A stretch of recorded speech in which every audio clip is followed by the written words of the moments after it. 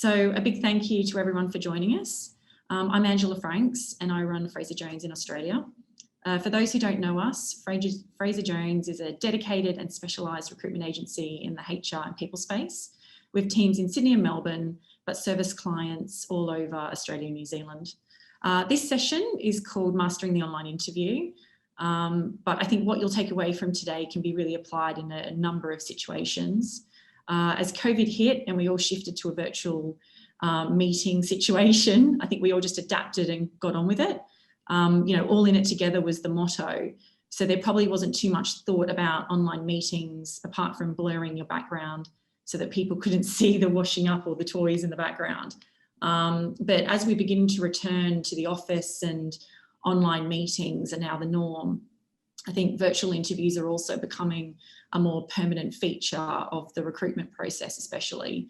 So we're seeing a preference towards a blended approach with definitely 1 or 2 stages, only been face-to-face at the moment.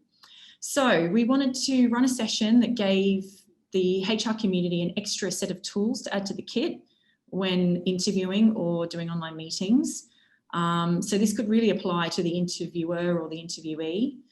To that end, we're delighted to have Michaela Betchley take us through the things that we might be missing or need to think about in terms of your professional imprint when meeting in a virtual environment. Michaela will take questions at the end, so I will monitor those questions through the Q&A button. We were going to do it through the chat, but I think the chat can get a little bit busy, so I'll monitor it through the Q&A and then feed it over to Michaela at the end.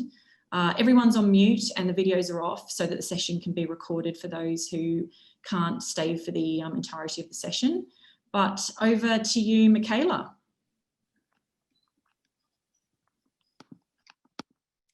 Thank you, Angela, and welcome everyone. Now I'd like to kick off straight away something a little bit controversial, a little bit uncomfortable perhaps, by revealing to you that during those last 7 seconds, something quite extraordinary and fascinating happened in the homes and offices of all of you. Now, in this virtual age, the reality is that this controversial response is happening in a fraction of a second, not 7 seconds. I'm being kind. I'm easing you in gently, but it actually doesn't really matter how long it takes, a fraction of a second, 7 seconds, 30 seconds. What we know is that it happens very, very quickly. For some of you, it may have been subconscious, for others, highly conscious, but you've all done it. We all do it. You have judged me. You've likely already decided whether I'm credible or not, whether I'm professional or not, whether I look like an image consultant and leadership coach or not, whether you're going to enjoy this webinar or not. You may have even decided on my cultural background. Because regardless of your gender or your age or your cultural background, you've all judged me. And I know it feels a little bit uncomfortable and a little bit awkward, but it's okay, because it actually has nothing to do with whether you're a good human being or not, because we all do it. You may prefer to call it a perception or a decision or a conclusion, but it all pretty much results in the same thing. We quickly make assumptions of others based on those early moments of our interactions with them. It's simple brain performance that compels us to do this. Brain performance that was designed to protect us. It's a survival technique, if you like. And not only do we do it very quickly, we do it thousands of times each day about people, about situations, about environments we find ourselves in, and people make those judgments about you too. It's called a first impression, and it happens in the blink of an eye. Now, it's what happened after you judged me. This is the most important thing. And that is a very powerful brain response that was either working for me or against me in those early moments. And that is called confirmation bias. Now, confirmation bias is your brain's preference to ignore any signs that go against your first impression of me during those early seconds, and to instead seek signs to validate it. So your brain is looking for proof that your early decisions your judgments, your perceptions were correct, because as humans, we like to be right. So getting your first impression right and making it a first impression that you want and that is intentional is really important, because getting it wrong can be really tricky to get back on track, because we tend to ignore those signs that disprove what we initially thought of you. Now, why am I opening this webinar about first impressions? Because I want you to consider, if you don't already, just how quickly you can make an impact virtually and in person, and just how quickly you can be perceived as credible or not. The initial impact you make literally has the power to open doors for you or close them. And in the blink of an eye, it can engage audiences or it can shut them down. And so today, I invite you to bring this opportunity that you have and the impact that you make to your conscious mind, and to start getting very deliberate about how you're showing up and thinking about how you're being perceived and received, because your first impression sets the tone for every interaction you have with others, whether that be virtually or whether that be in person. And your first impression, it tells us a story about you, about who you are and what you bring to the table. I'm going to say that again. Your first impression tells us a story about you, who you are, and what you bring to the table. So what's your story? What is your story? Communication, therefore, begins before a single word is spoken. What you saw on that monitor in those first 7 seconds of me appearing was the first filter, if you like, through which you were evaluating me, my credibility, my likability, my impact. And this webinar is all about making a positive virtual impact. In an interview, yes, but as Angela said, in any virtual meeting. Now, I've talked a little bit about first impressions. Allow me to briefly introduce myself to you before we talk more specifically about mastering your virtual impact in an interview. I'm an image consultant and a leadership coach.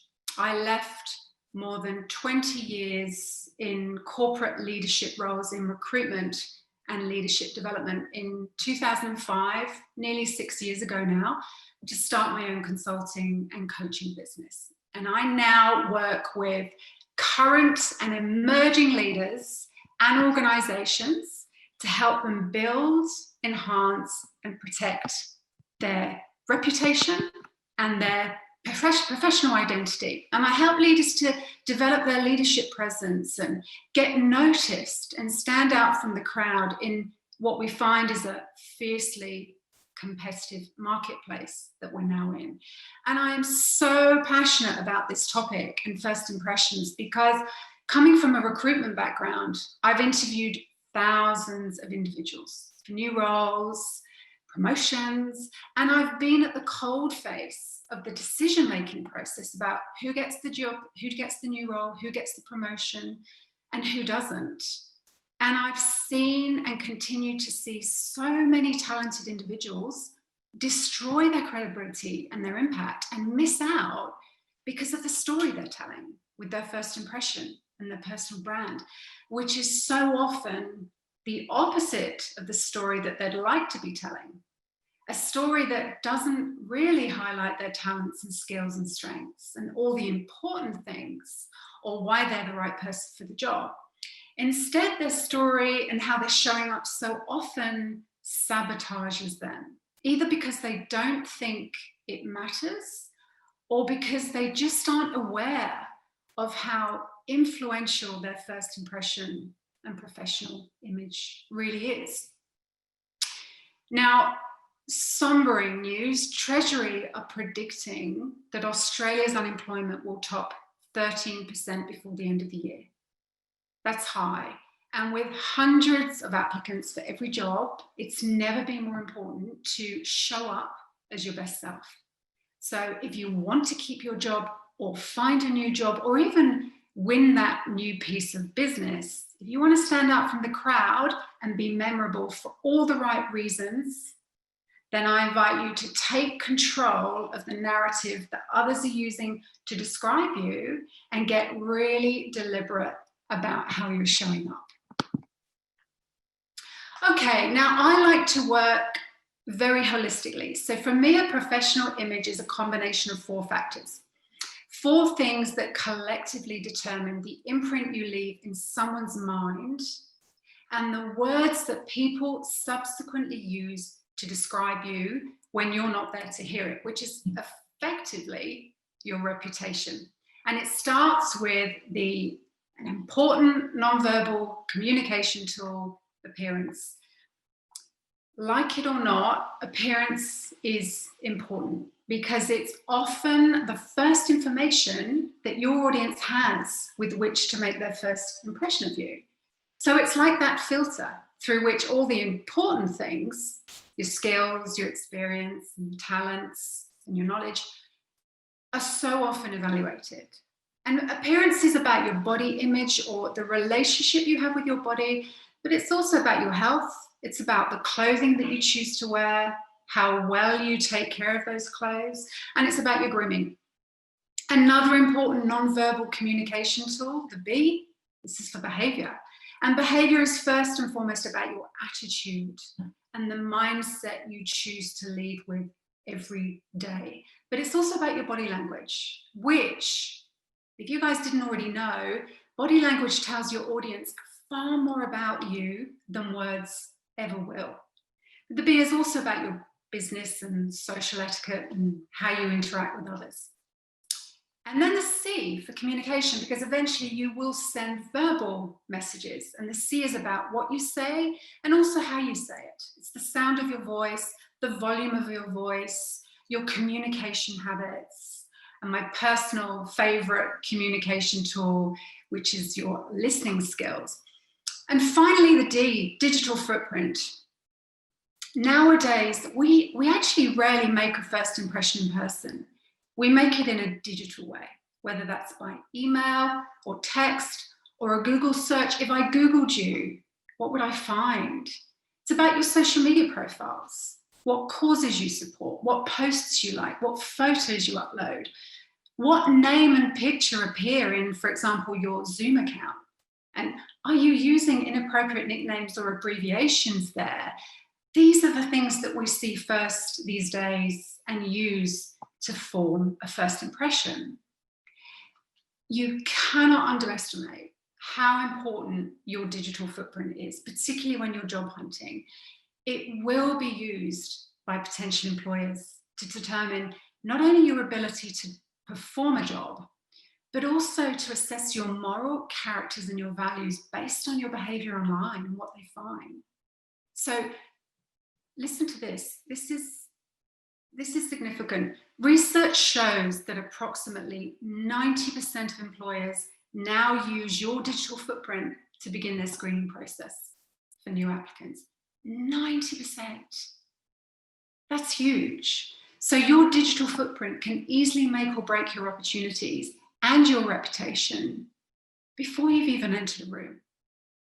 So A, B, C, and D, a nice, easy model to remember. Now let's get back to virtual interaction and impact. Now, for the last, I'd say, 7 to 8 months, most of us have been working remotely. And I think initially there was a feeling that it wasn't going to last very long. It was going to be temporary. It didn't really matter so much about how we were showing up.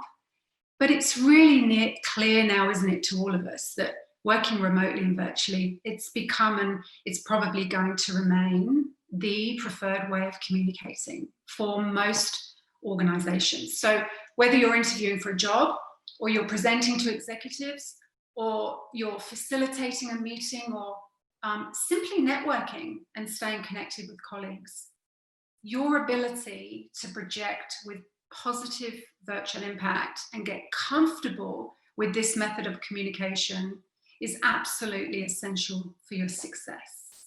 And yet, and here's the kicker, you have within the confines of a monitor or a laptop screen to make that mark.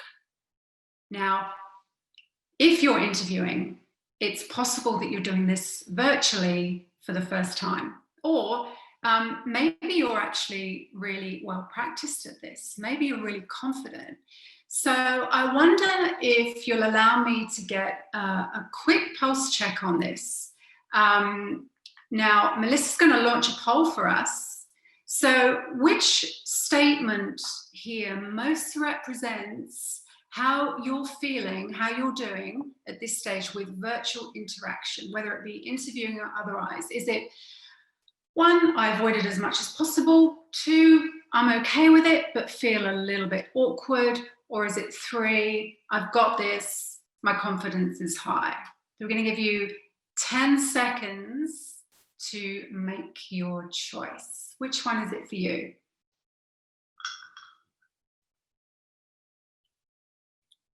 I avoid it as much as possible. I'm okay with it, but it feels a bit awkward. I've got this. My confidence is high. What do we have, Melissa?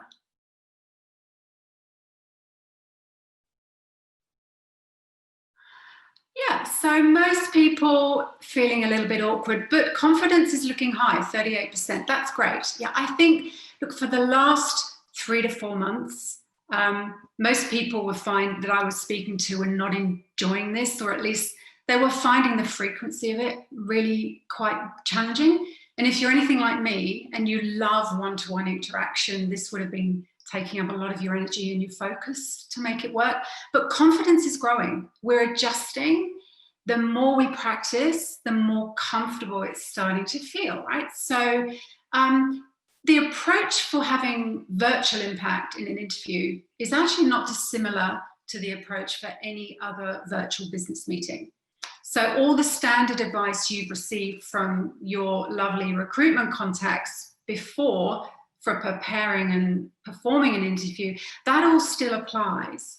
But there are additional aspects to consider when you compare virtual interviews with a face-to-face interview. So I want to build on that comfort and confidence you've developed so far in this webinar today by sharing with you a few tips and techniques and suggestions for increasing your confidence and competence in virtual interviews, all of which are going to increase your confidence and competence in virtual meetings generally, because they're all applicable to virtual interaction of any kind.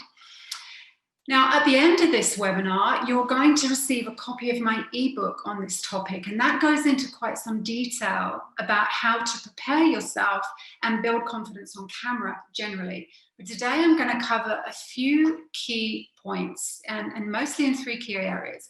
So we've explored first impressions a little bit, and I want to come back to that in a few minutes.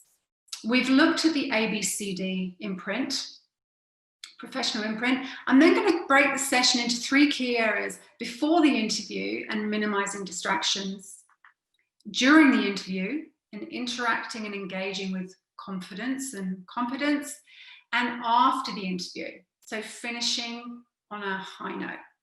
And I'm going to throw in a few short quizzes throughout to keep you on your toes. It's nothing taxing, I promise.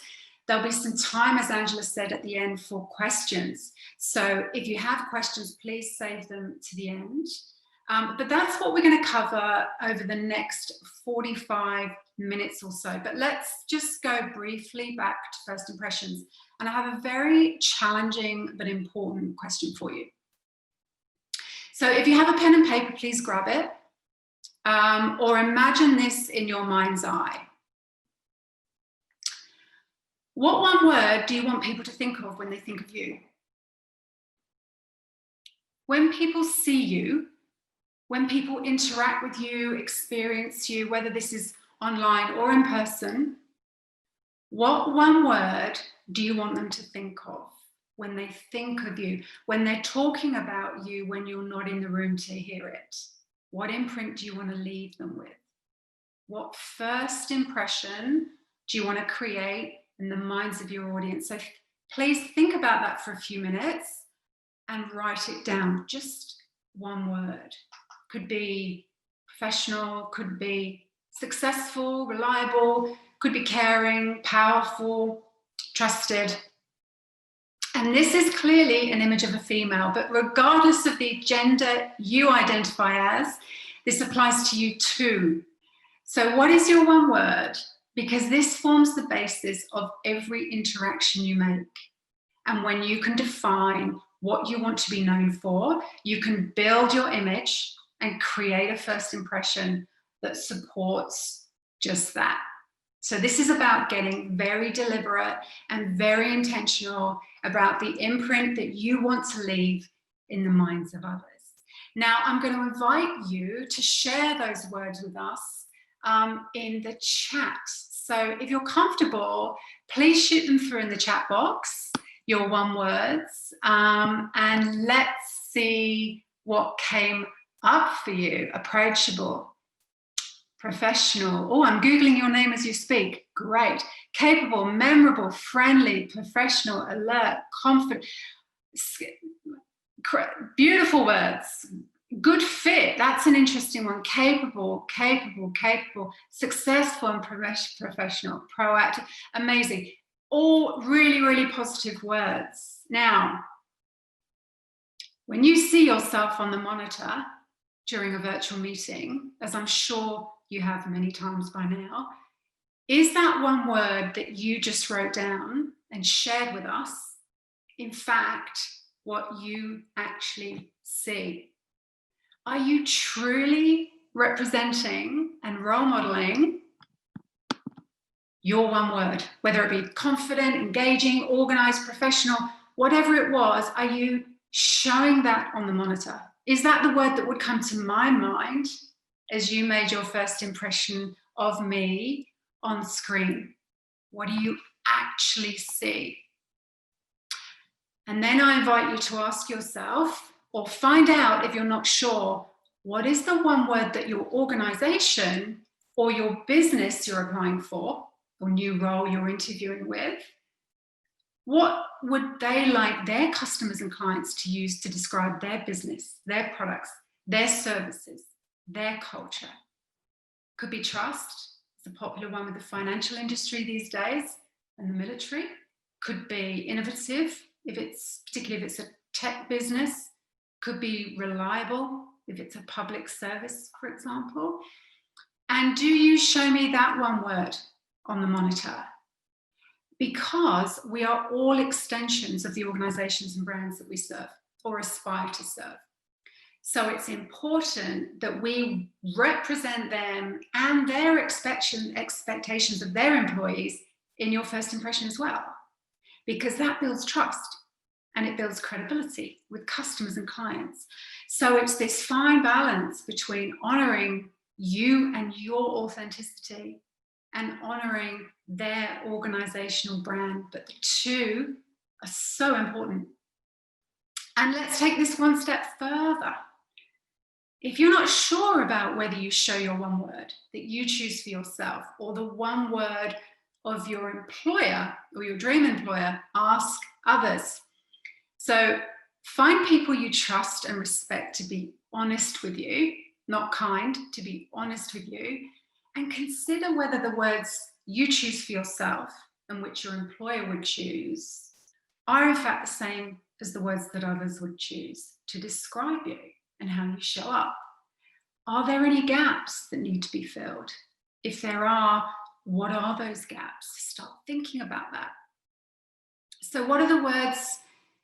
What are your words? What is the story you want to tell? How are you showing me those words? Because those words inform everything. They should inform how you choose to show up every single time.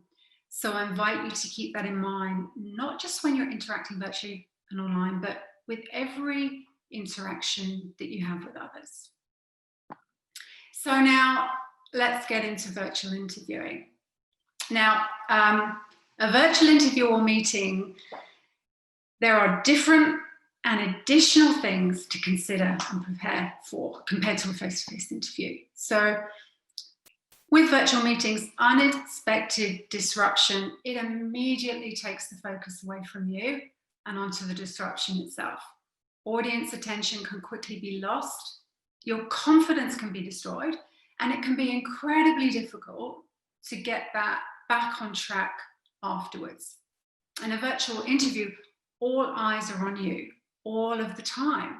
So you want to remain professional, incredible, and you want to keep the focus on your skills, your experience, your talent, not what's going on or around you. And you want to be remembered for the right reasons. So preparation is absolutely key. I'm going to say that again. It's really important. Preparation is absolutely key. So here are just a few things to consider. The overarching goal is to minimize distractions as much as you possibly can. This starts by cleaning up your space. Angela made mention of it at the beginning. I'd love to tell you, everyone's going to overlook your background in a virtual interview. The truth is, your background space will inevitably factor heavily into your first impression, and it will influence how people see you. So keep it free of clutter, keep your backdrop as simple and clean as possible, and make the focus you. Remember, you're welcoming perhaps your future boss into your private space. And in recent research by Harvard Business Review, 60% of participants surveyed said that yes, background behind virtual participants does matter. That's quite a high number. So make sure your space represents you in your best light, and make sure the lighting is in front of you. Yeah, sure, it does make you look bright and healthy, but it's also about being clearly visible so that people can see you and read your expressions, and they can see the confidence in your eyes. Align your visual image to your career goals. Now, your visual image, it sets the tone for your first impression. So what impression do you want to make? And this always comes back down to that simple question, because we send messages to others by the way we choose to dress and package ourselves. Now, there is no doubt that business attire has relaxed since COVID. An executive recruiter said to me recently that she was stunned at how casually dressed her candidates were showing up in interviews. Now, a lot of people have got a little bit lazy with their appearance. We seem to be getting more and more comfortable in sloppier and sloppier clothing. Now, your interviewers may well be more casually dressed these days, but unless you've been specifically advised to relax your attire, I'm going to say dress as you would for the face-to-face interview. And if it is appropriate to relax your attire, make sure that it still reinforces your professional image and your career goals and aspirations. Your one word that you started to think about at the start of this webinar, and indeed the one word of the organization you're interviewing with. So research their culture and their dress code and emulate that. As much as possible, eliminate disturbances and distractions, which can come from so many different sources. And when they do, you can quickly lose your audience, you can lose your focus, you can lose confidence, that all-important connection with your interviewer. So let everyone in your household know what you're doing, and where possible, make sure that you have some uninterrupted space. Turn off noisy appliances in the house, close windows and doors, turn off notifications from popping up on your screen, put away your phone, silence your phone, even mute the doorbell. We're getting lots of online deliveries these days, aren't we? So if you are disturbed, and of course there's always a chance you will be, and you have the opportunity to use it, know where the mute button is, because that mute button will be your friend if you have the opportunity to use it in the interview. So these extra steps will help you to stay present. It's going to help keep your audience engaged on what you're saying, not what's going on around you. And practice in advance so that you can actually see how you and your setup appears on camera. Okay, so time for our first quiz. Based on the tips I've shared about preparing for your virtual interview and minimizing distractions, Which of the following statements is true? Busy background memorabilia reinforces my content and message. It's best to dress as I would for the face-to-face meeting.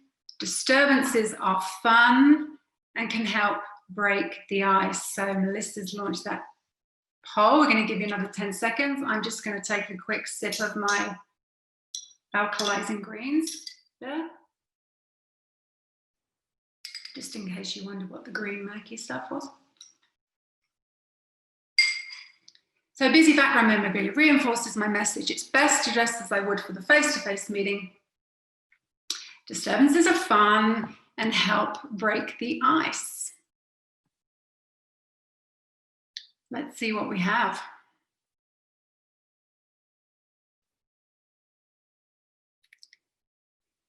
It's best to dress as I would for the face-to-face meeting. Absolutely. Just a word on disturbances. Yes, they can be fun. Yes, they can help break the ice, and they can be humanizing. And I think most people are understanding of disturbances these days, but what I invite you to do is consider whether disturbances are going to be okay for your meeting. If it's a social or relaxed event, yeah, maybe that's okay. If it's an interview, then maybe not. So what's the overall impression that, and a message that you want to create, and what imprint do you want to leave your audience with?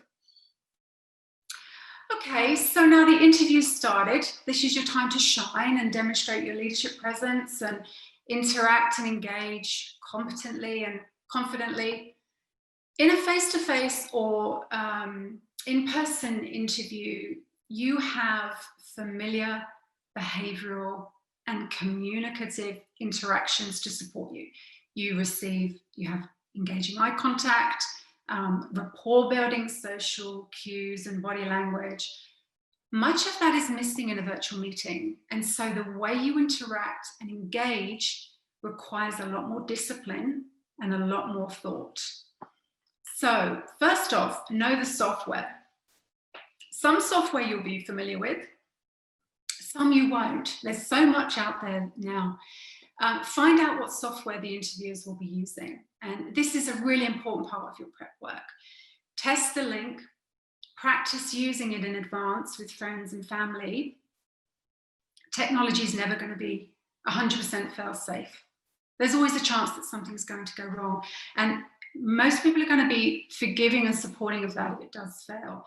But if you can demonstrate that you have anticipated tech problems and you have contingencies for dealing with those problems, then you're showing your interviewer competence and you're showing preparedness and you're putting yourself at an advantage. So make sure you've got the interviewer's mobile number just in case you reach them if things go wrong. And if they do go wrong, stay calm, stay focused, say kind things to yourself, give yourself a break. These things happen. But where possible, have your contingencies. Set your positive mindset. Now, again, in a virtual interview, you don't have those usual behavioral signs from your interviewer as you would have in person. You may not see so clearly those nods of approval or encouraging eye contact. And did you know that research shows that our brains are hardwired towards a negative bias than a positive one? So it's too easy to assume without positive acknowledgement that comes from your audience's body language that things are not going to go well. So set your mindset that your interview will go well and remind yourself of all the reasons why you are the right person for this job. Leave space for interaction. In a virtual meeting, because you're sat in a room alone, it's kind of easy to forget that there are other people present, particularly if you're talking a lot, which you will be in an interview, like I am now in this webinar. And it's easy to just keep talking. So regulate your input and take the time to pause between comments and questions. This is not only going to allow for any delays in transmission that may occur, it also gives your interviewers time and you to absorb and process information. So embrace the silence between comments, questions and responses, and embrace the pause. It's incredibly powerful. Look directly into the camera. Now, for me, this has been, without doubt, the most challenging thing to master.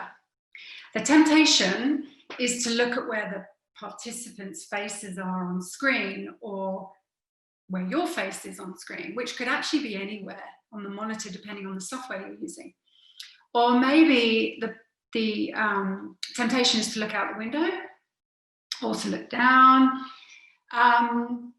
So it's never been more important to retain full attention and give full attention when you're communicating to others. So do your best to make that connection by speaking directly into that little black dot. Up your energy levels. Did you know that the camera absorbs approximately 20% of our energy levels? I'm going to say that again. The camera absorbs approximately 20% of our energy levels. So your normal energy level can look dull and disinterested, which is not the message you want to send to your interviewers, right? So up the energy with stronger voice projection, slightly exaggerated facial expressions, and facial warmth. Your face is the predominant feature on screen. And this crisis has made us even more eager to connect with others on an emotional level. So there is a chance that your interviewers are assessing your ability to demonstrate warmth and connection on screen as well as all the other skills. So relax your smile, relax your face, smile softly with your mouth and your eyes. I have to work quite hard at this because my concentration face or my listening face can be a little bit off-putting, actually. It's a bit of a resting face. So I have to work quite hard at this. So bring that to your conscious mind and see how you look on screen when you practice. Maintain positive and confident body language. Did you know that the human brain pays more attention to negative body language messages than it does positive ones? And in fact, someone viewing you for the first time in a virtual meeting will make judgments about your leadership presence based more on your body language and your posture than on your role or your job title. So sit with your back straight, shoulders back and down, feet firmly on the ground, slightly apart. This will not only make you feel positive and confident, it will display positivity and confidence to everyone in the interview. So make sure that your body language supports you, supports your message, supports your personal brand, and that it's open and inclusive. All right, time for our second quiz. Based on these tips I've shared about how to shine in your interview and interact and engage competently and confidently, which of the following statements is true? I don't have to worry about my body language in a virtual meeting. The camera absorbs approximately 20% of my energy. It's important to look directly into the monitor. And again, you have 10 seconds to make your choice.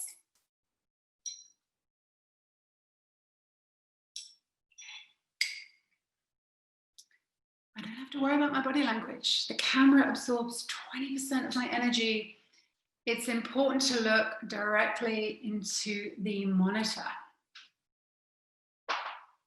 I told you they weren't taxing. Easy questions. Let's see what we have.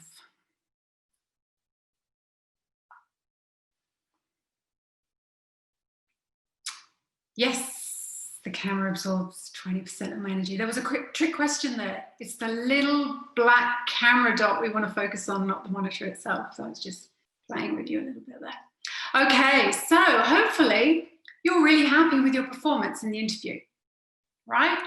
But how you exit the virtual room is just as important as how you entered that virtual room. So make sure you finish on a high note. Stay seated and engaged before you turn off the camera. Before you lunge forward, which will magnify whichever body part comes close to you, that it comes close to. Before you release that sigh of relief or drop the facial warmth and the positive body language, remember you're still on camera. You are still in the room. So my advice is to stay where you're seated with a smile, turn off the camera or end the recording before doing anything else. A colleague of mine was in a very large virtual conference recently. One of the speakers finished her session, forgot, I can only assume, that she was still on camera and being recorded, started to berate the host for how badly organized the whole event was. Now, unsurprisingly, no one can remember her session, but everyone who attended can remember her language and her behavior at the end. It can be reputation and credibility destroying stuff. Straight after the interview, follow up with a simple thank you. I know this may seem like an obvious thing to do, but so many people don't do this. It could be an email or it could be a text if you think that's appropriate for the role in the industry you're applying for. If the technology has worked, say how happy you are about that. If it didn't, make a mention of that too, acknowledge it. If you think it did have an impact on your ability to perform well and show your best self, then be honest about it. Tell them this is new territory for you. I guarantee this will be new territory for your interviewers too. It's new territory for all of us. Now, in the main, people are going to understand, but I think a short, timely thank you follow-up is a really nice way to close off the interview, irrespective of how well you believe you performed.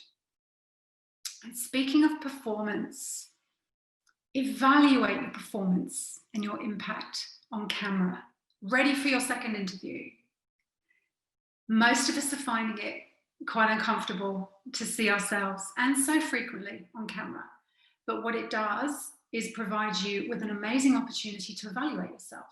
So one of the things I used to ask my clients to do, homework to complete when they work with me, was to record themselves in a meeting, a work meeting or presentation, and then to play that recording back.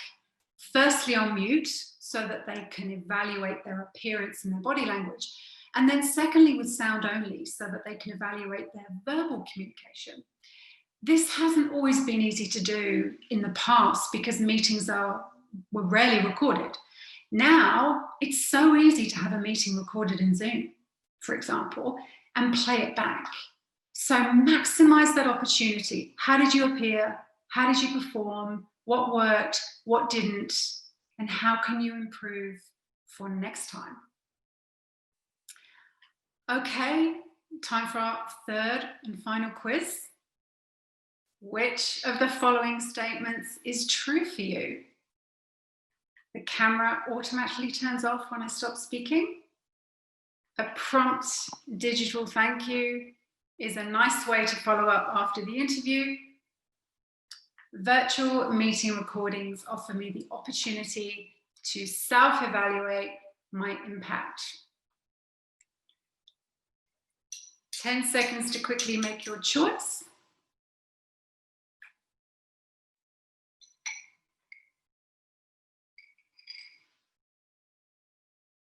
Which one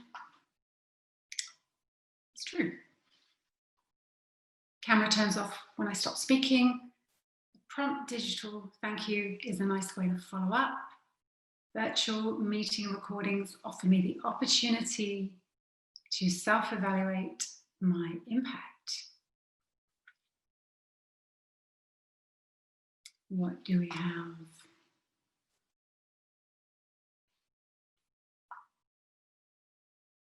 What do we have, Melissa? Let's see. That was a trick question. 2 and 3 are both true. Absolutely. I was just playing with you again. Absolutely.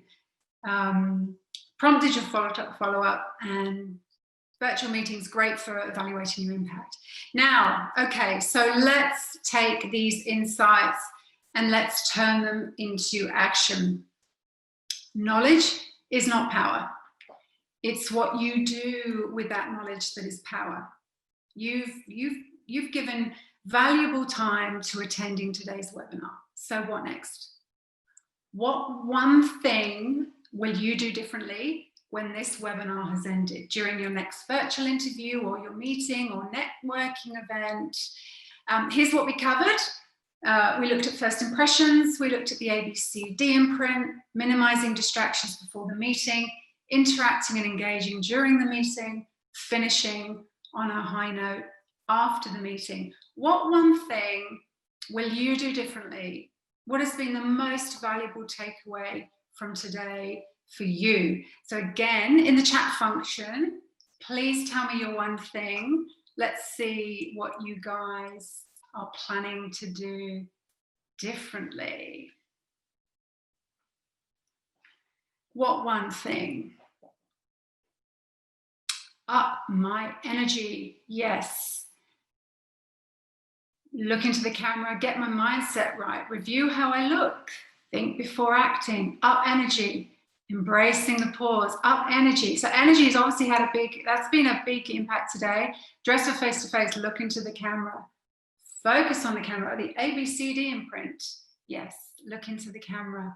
Looking into the camera can be quite tricky. You might want to remind yourself that there are faces there, you might want to put a picture of a smiley face, or I actually have a picture of my stepson on his graduation. I have a picture of him and me, my husband Carlos and Luke there. And I have that there to remind me that there are people actually on the other side. So you might want to try something like that. Posture, energy, yeah. So energy's obviously had a big impact today. Think about the story, test the link. Beautiful, amazing. It looks like you've taken something away. I'm so pleased. So before we go to questions, I think by my calculation, we have about 10 minutes left. I'd like to close just by thanking you for reserving your valuable time today. I know that there are a lot of invites to a lot of webinars these days, so I really thank you for choosing this one. And I'd like to thank Angela and Roxanne and Melissa for inviting me to share my knowledge and experience on camera with you. If you need to reach me, you can do so here. I'm always ready to support you. If you have any questions that we don't get to answer, please reach out. We'll share with you a copy of my ebook and interactive checklist on making impact virtually. So please feel free to share that with anyone you think may value it. And let's now go to questions. So if you have any questions, please send them through. Angela's going to select them for me. I'll do my best to respond with a valuable takeaway for you. Right, yep, let's get into it then. So Lorraine asked a great question earlier on. I have no digital footprint. Is that a problem? Lorraine, a great question. Honestly, if you don't, the question these days is why not? If I can't find you online, the question people often ask is what's being hidden? Why not? I think particularly if you're going to an organization that requires you to have digital skills and technology skills, there is a risk there that the perception is that you don't have them. I get why you wouldn't want to be online, I understand, and I'm starting to actually reduce my digital footprint, particularly around social media, but there is a risk of not being there. Some people will say, if you're not there, you don't exist. Now, that's harsh, right? But that is the perception. So, great question. It is risky at the very least. I would suggest a LinkedIn profile in business. Great. From anonymous attendee, how do you engage when there is a panel interview? That's actually a really good one because that's tricky, isn't it? Yeah. Look, I think in the same way, it depends on how you're going to see people on screen. You may see all of their faces. You may choose to actually block out their faces. You have the functionality to do that, but you're engaging in the same way. I think if there are multiple interviewers, it would be great to know their names so that when they do ask you a question, you can refer to them and use their name specifically. So that helps you to build connection without being able to give bodily behavioral cues to that individual. But I personally, when there's lots of faces, I find it really busy. It's been described as watching multiple movies at one time, and the brain finds it really difficult to keep up with, and it's exhausting. So I personally shut down those views. But yeah, maybe find out their names, and if you want to interact with them, then you can do so by making reference to their names. Right, another anonymous question. Do you have any tips and tricks on how to up our energy? I always want to appear positive and energetic, but find it hard to do and maintain. That's a huge question. I can certainly share with you what I do. So 10 minutes before, so I've got there's health involved here. So I've got my neutralizing greens, which help give me energy on a physical level. But 10 minutes before Angela and I connected this morning, I was playing Honky Tonk Woman on my iTunes by the Rolling Stones, because it reminds me of my dad, and it pumps me up and it makes me feel energized. I was looking in my mirror in my bathroom saying, you can do this. You do deserve to be here. You are going to nail this. You do have a lot of experience. You do have a lot of knowledge. So I'll set my mantra and I'll look myself in the mirror and I will remind myself of how smart I am and why I deserve to be there.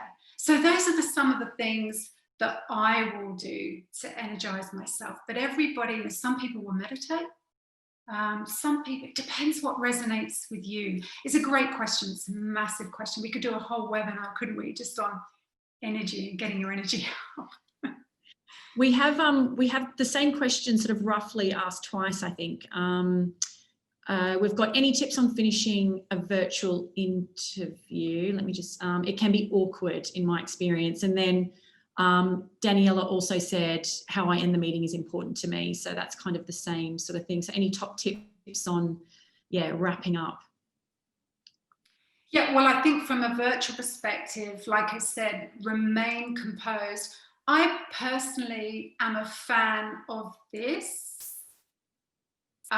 even if it's a formal meeting or a hand on my chest, because for me, it replaces the handshake, which I really miss, which is the usual close, isn't it? So I personally feel comfortable, and it'll be that if it's a more relaxed meeting. But I do like to put a hand up and say goodbye, or a hand on the chest to say goodbye and thank you. But I will stay there, stay just with the soft smile as I recommended before. If you're talking about how to close off with a virtual situation. In the absence of the handshake. And then, Ebru, if I hope I haven't pronounced that properly, how obvious is nerves to interviewers? I guess it depends on your interviewer. I guess it depends on how well your interviewers are aware of some of the behavioural and communication signs that we give off to suggest we're nervous. And again, that could be different for different people. But yeah, I think most, irrespective of their knowledge of those signs, most people are going to be a little bit forgiving because this is new territory.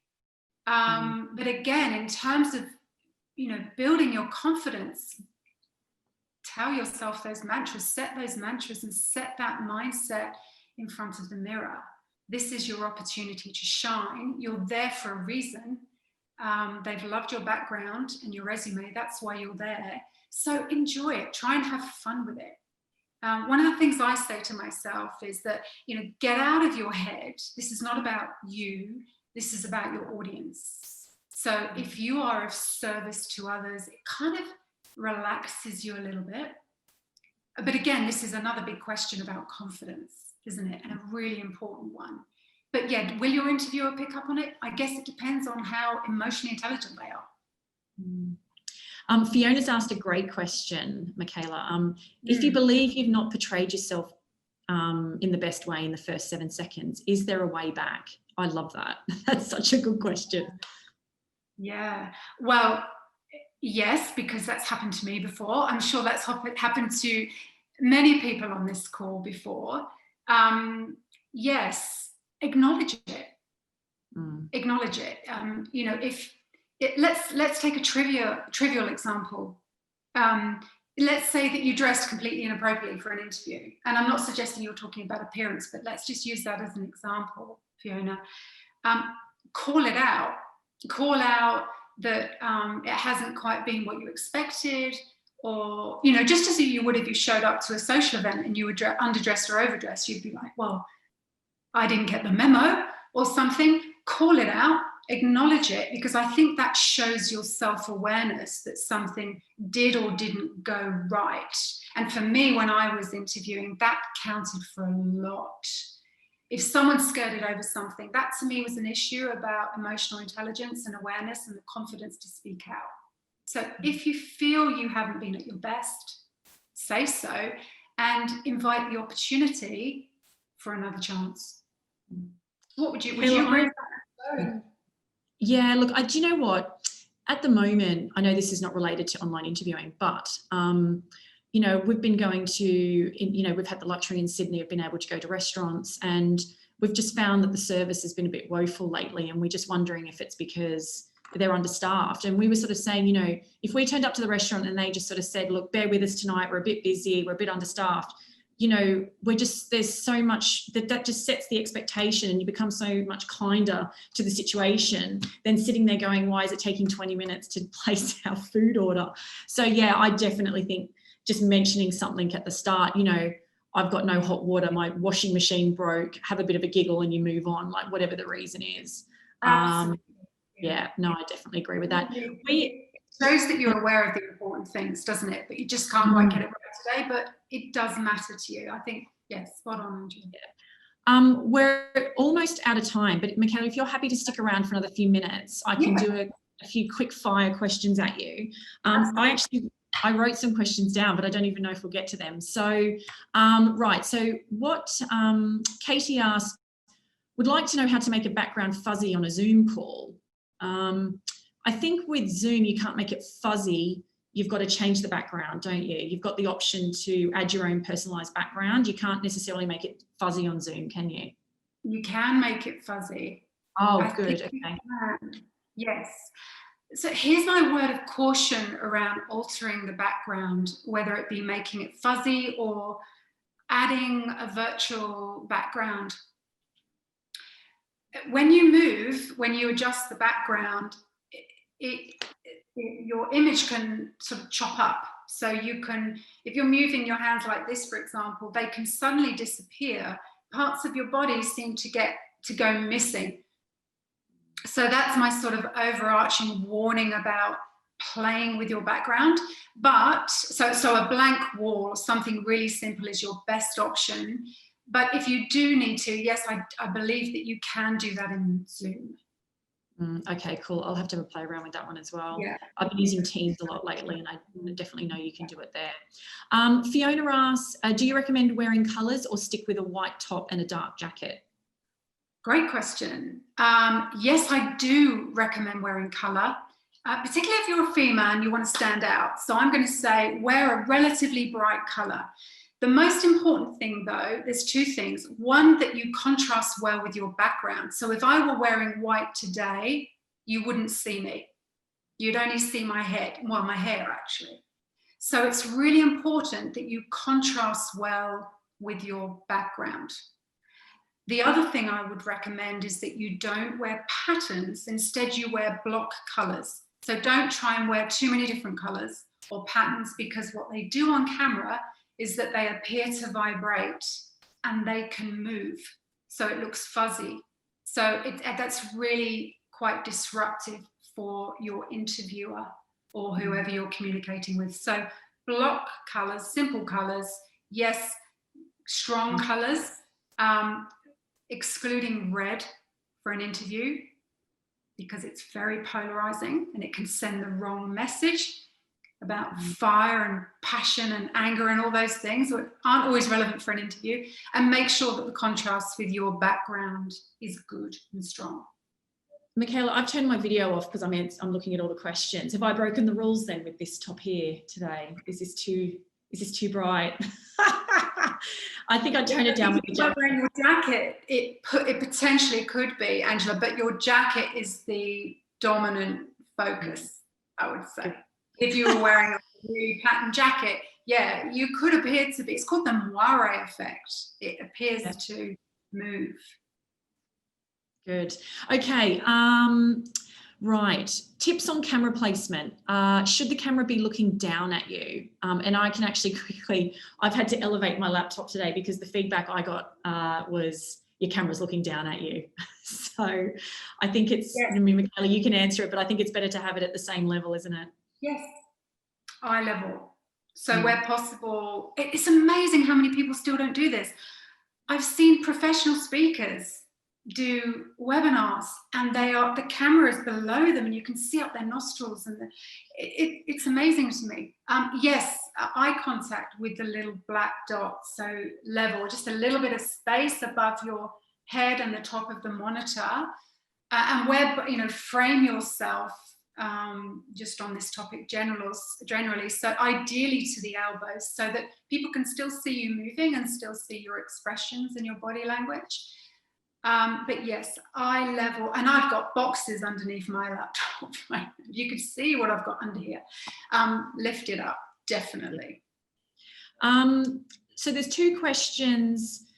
One from Justin and then another one in the chat. Want to hear your opinion a bit more about what employers are looking for from a digital imprint such as LinkedIn. And then Justin says, what tips would you provide for managing our digital footprint?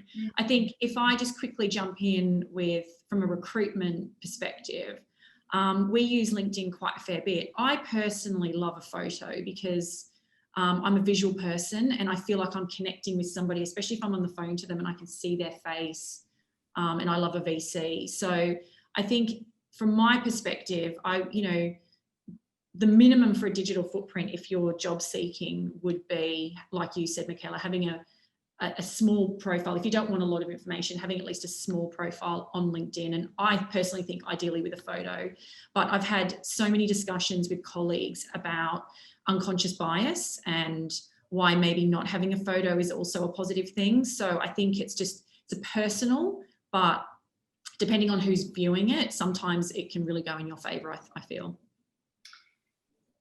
Look, I may be biased because I'm an image consultant, but I personally think that a photo is absolutely crucial. It's you. It's why would you want to hide you and who you are? I understand that there are challenges with bias, but if that's the approach of that organization, they're probably not the right organization for you. Even if you were successful in getting the job, you may not be happy there. So really, I really encourage everyone, particularly women, to celebrate who they are and show themselves. Yes, please get a professional shot and please show your professional and authentic side. But hiding yourself, it's heartbreaking for me because I challenge anyone to really ask, why would you do that? Celebrate yourself is what I'm asking you to do. Just in terms of tips, the best tip I could give you would be to go and do an audit of yourself. Go and Google yourself and see what shows up. But don't Google yourself on your computer. Google yourself on someone else's computer, because your computer knows what you want, will show you what it thinks you want to see. If you Google on someone else's computer, you might see something completely different. So I Google myself every month to make sure that what I find is in line with my brand. So it goes back to your brand. What is it you want to say to the world? What are you representing? And make sure that everything we find is aligned to that. And you have to be careful these days, because I will do a Google search and find that I've been connected to the most absurd websites and associations that I haven't interacted with at all, but algorithms these days will put things and people together in crazy ways. So I have to then request that things get deleted on a regular basis.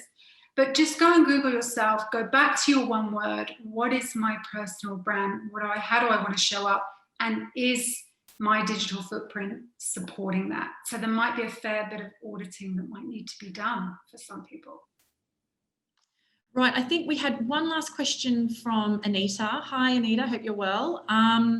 What's the best way to build rapport during the interview? I think that's a whole other webinar in itself, but as the last question, I'm sure you can give us a couple of quick tips. Yeah, it is a whole other webinar. So first of all, build rapport with yourself. Easier said than done, I know, but get a connection with yourself, get into a place of service, get out of your head, get comfortable with yourself, keep that facial warmth. As I said earlier, we're looking at your face, so we're not looking at a great deal of body language anymore. We're looking at your face. We want to see warmth in your eyes. So if you want to show warmth, you've got to feel warmth. You know, it's one of the reasons I have my stepson and my husband right here, because they remind me of, you know, what it is to be loved and to love. So for me, when I feel warmth, I project warmth. So have everything around you to support that. But the use of names as well in interviews, when you're speaking to someone, when you thank someone for a comment by name, or direct a comment to someone by name. I think that's really lovely in the absence of those behavioural interactions and body language that we have in person. But yes, Angela, it's another beautiful, big question. Open, positive body language, lots of facial warmth and smiling. Thank you. And actually, one last very quick question.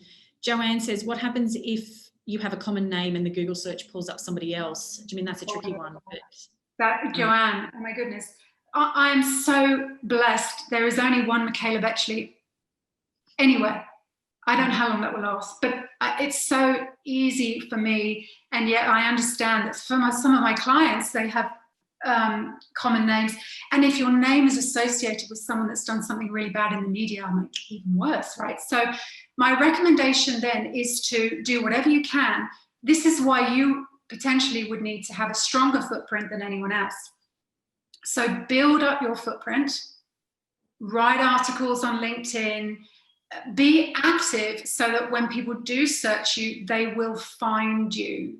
And make sure that your photo is there and that it's the same so that people can recognize you and clear away all the clutter from all the other people that are there. So they'll be looking for consistency with you and how you're showing up, and just build up your profile so that there's more of you and we don't have to search through pages and pages to find you, because nowadays attention span is so much shorter.